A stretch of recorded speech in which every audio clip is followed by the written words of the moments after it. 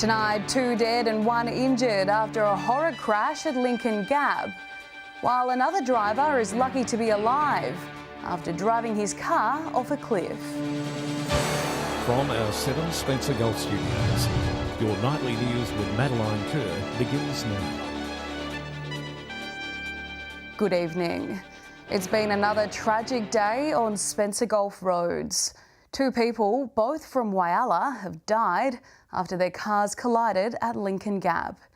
Police have called on drivers to be extra careful after a horror start to the year on South Australian roads. Daniel Pizarro reports from the scene.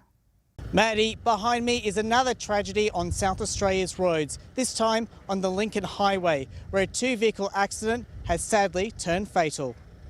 Tarpaulins cover 2 Toyotas, only in part masking the horror that claimed 2 more lives on our roads.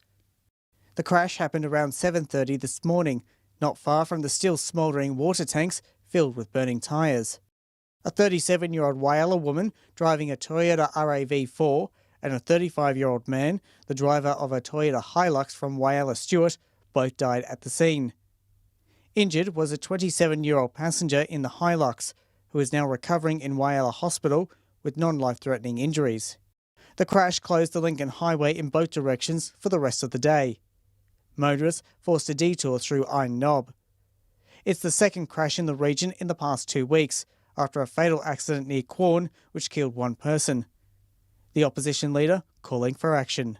Obviously, we are devastated to hear the news of 2 more road fatalities, this time in the Lincoln Highway, people not being able to return home to their loved ones, the shock, the tragedy of that. You have to think of the humanity behind the statistics. We keep emphasising that we cannot tolerate the risks that people take on the road.